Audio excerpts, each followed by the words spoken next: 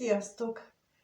Megnézzük most, hogy mit nem mond el az a személy, akire gondolsz. Meglátjuk, hogy ő milyen típusú személy, tehát szíved választottja, vagy valaki másról van szó.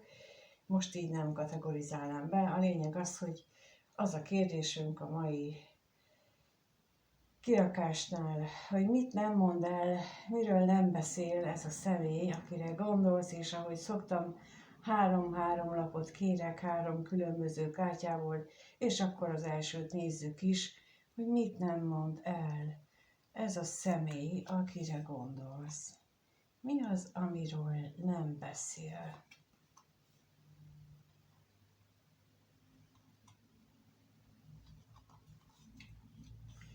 És akkor megnézzük a második kártyából, ugyanígy 3 kérek, hogy mit nem mond el. Mit nem mond el ez a személy?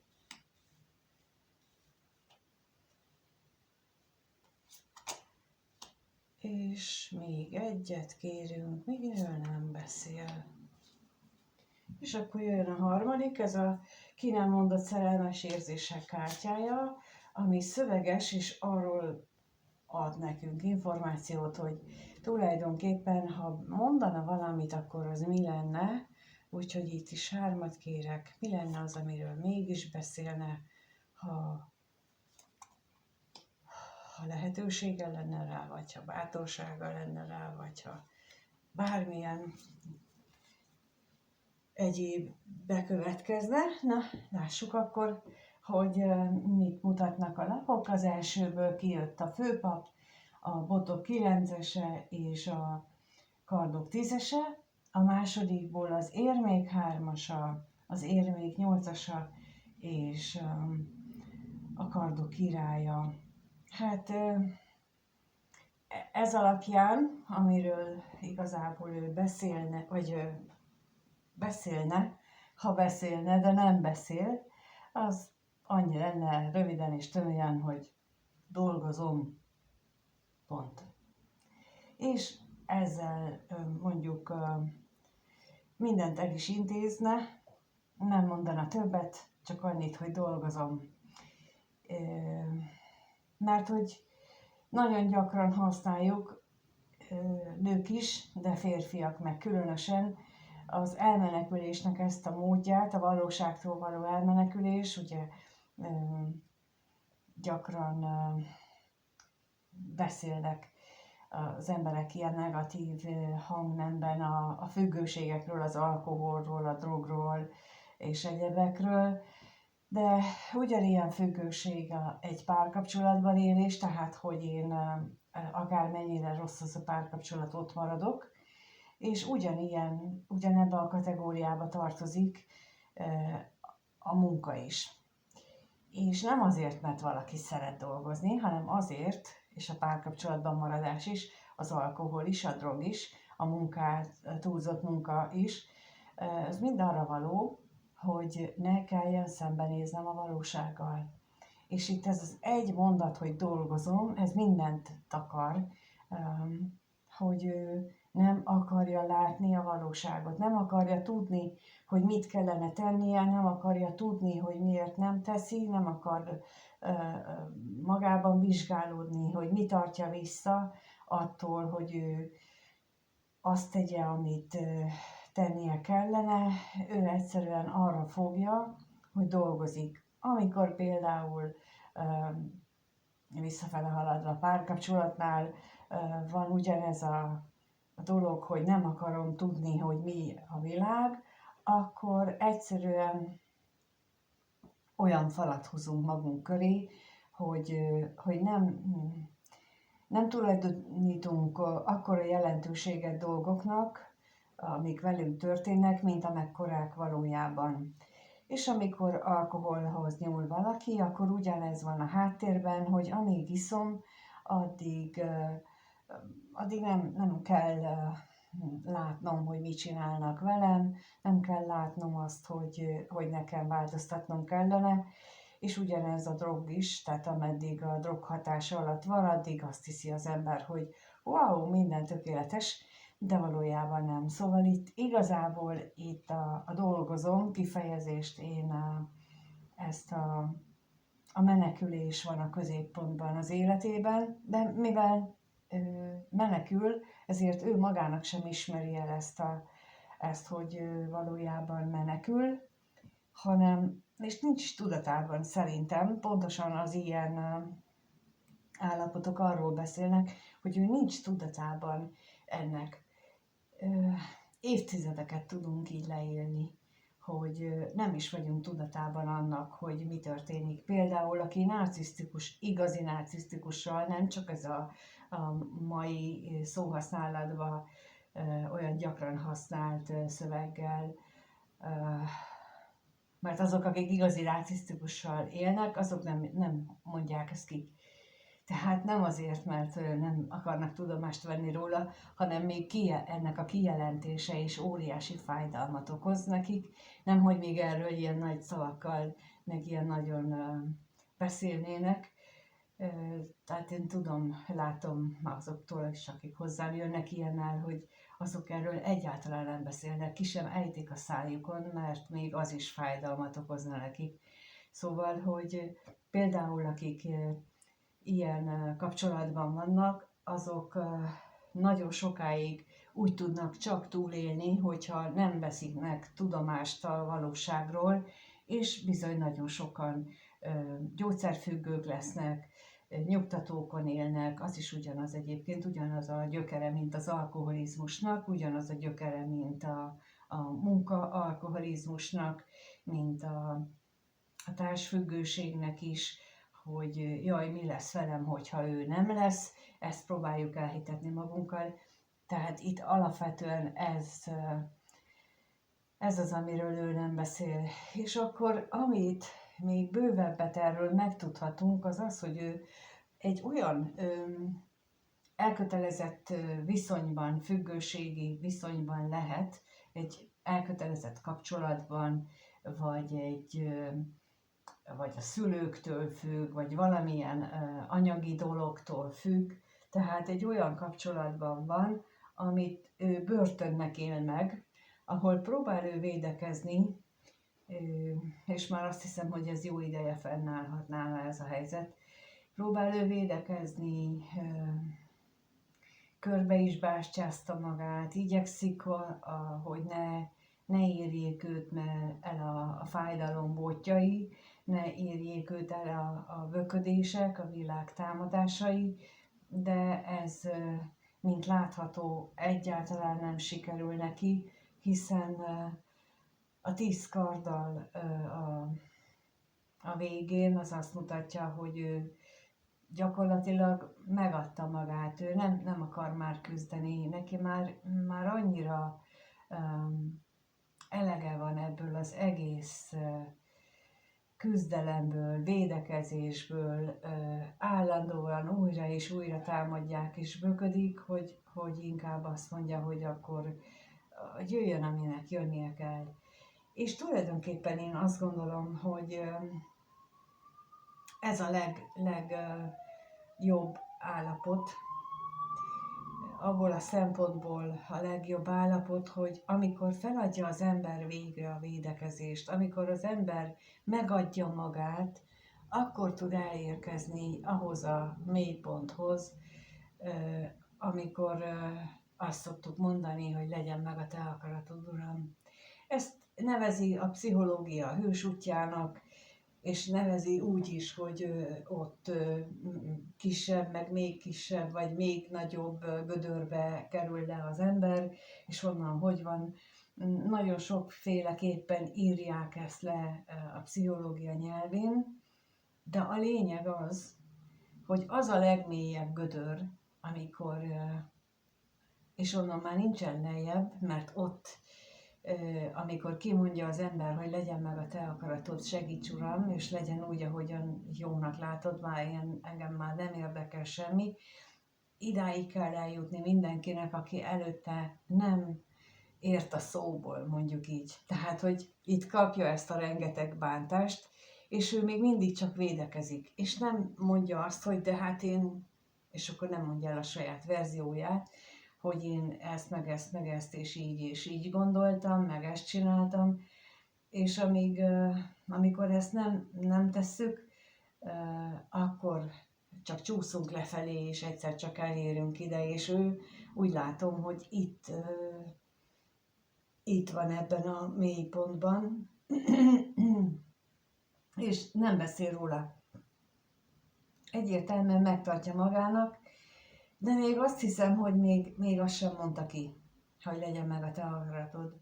Én azt gondolom, hogy ő egyelőre csak ott fekszik, és nem mondja ezt el.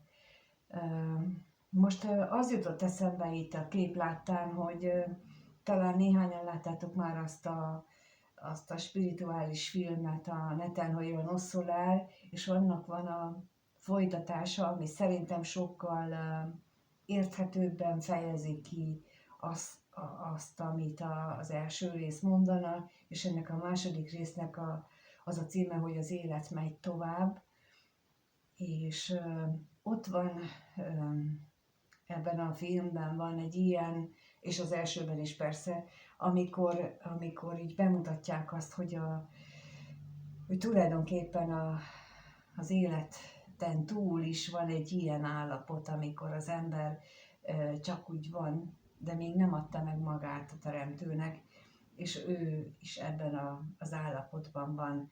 Pedig tudja, hogy össze kellene szedni magát, hiszen ott van a lehetőség.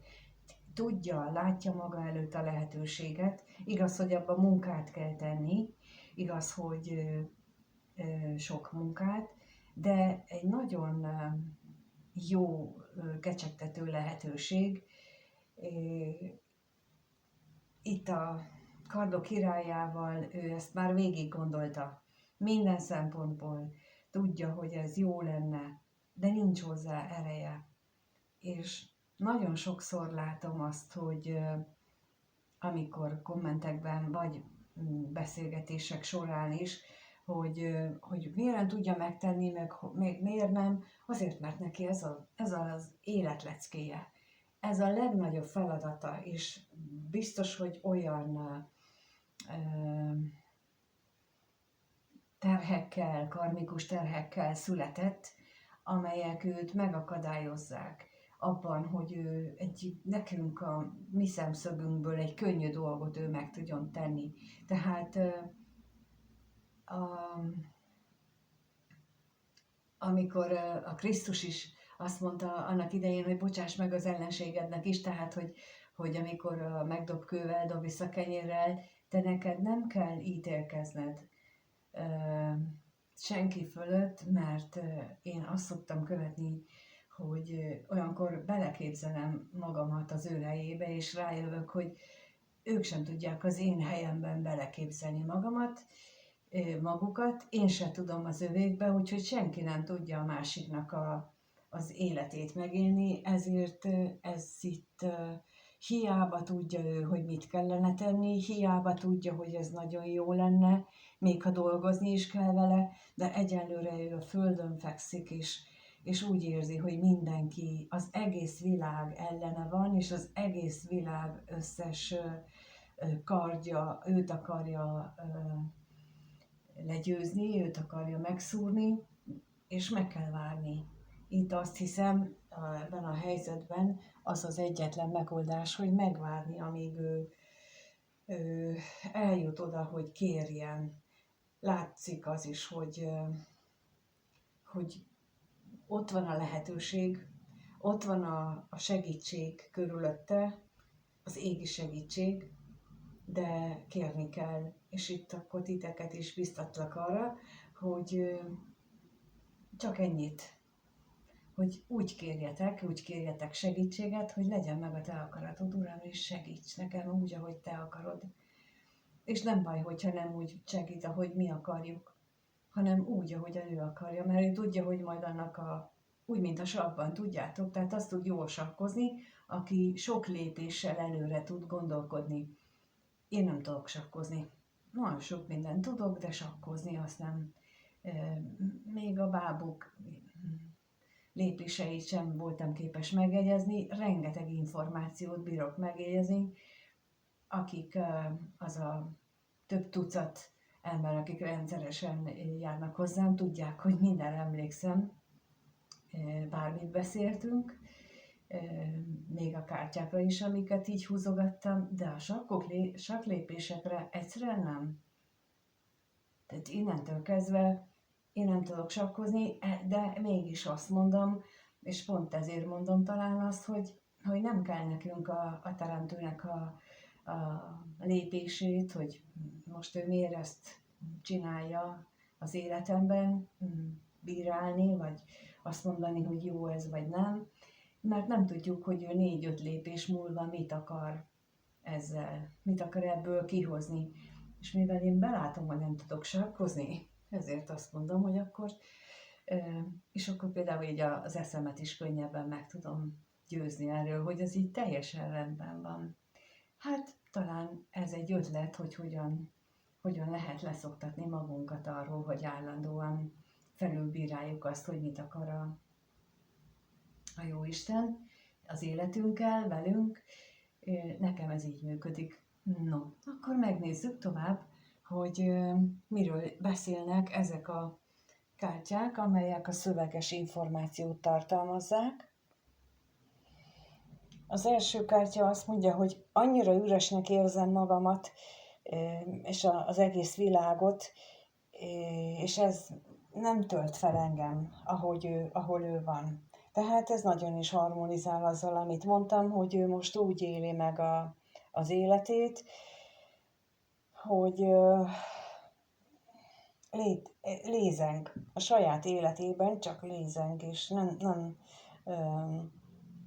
nem lát benne semmi olyat, amitől ő az energiáit vissza tudná pótolni, ugyanis amikor ilyen energiahiányos állapotban vagyunk, vagy amit itt is mond, hogy ez a világ nem tölt fel engem, az azt jelenti, hogy nem tudja pótolni az életenergiánkat. Azt az energiát, amitől működünk, ami lendületet ad a mindennapokhoz. Amikor stresszesnek mondjuk magunkat, azaz pontosan ez a életenergia hiányos állapotról van szó, amikor nem tudunk töltekezni, azért leszünk stresszesek, mert hiányt élünk meg az életenergiánkból, és ő pont ilyen állapotban van. A következő lapon arról beszél, hogy ugye az angol úgy fejezi ki, hogy annyira szeretlek, mint a holdig meg vissza, ezt így magyarul azt mondanánk, hogy mint amilyen végtelen az óceán meg az űr, tehát az ő szerelme, amit elmondana neked, az azt mondaná, hogy határtalan és végtelen az ő irántad érzett szerelme. A harmadik viszont azt mondja, hogy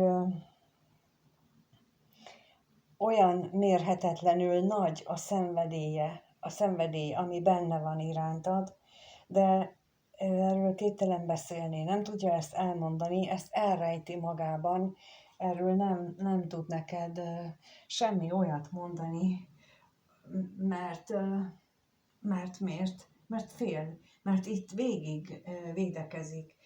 És egy ilyen állapotban, amiben most ő pillanatnyilag van, ő nem is akar, mint ahogy itt is mondtam, nem akar szembenézni a valósággal. Itt a saját szenvedélyével, a saját tűzével sem akar szembenézni, fél attól is. Tehát, hogy aki egész életében azt szokja meg, vagy hát az élete egy jó részében azt szokja meg, hogy őt minden irányból bántás éri, mindegy, hogy valós vagy nem valós bántás, de ő úgy éli meg,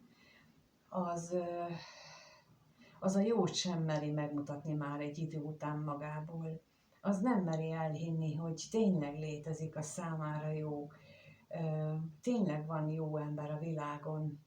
Egyszerűen nem tudja elképzelni, hogy létezik jóság az életben. És ez a személy ez ilyen, úgyhogy ez az, amiről ő nem beszél, és ezek azok, amiről ő beszélne. Tehát nagyon összhangban van az megint ez a 9 kártya, és én köszönöm, hogy itt vagytok és megnézitek újra és újra, és köszönöm, hogy ha lájkoljátok, ha tetszik a videó, megosztjátok, kommentelitek, feliratkoztok, ha még nem vagytok feliratkozva, és amíg nem találkozunk, addig mindenkinek minden jót kívánok. Sziasztok!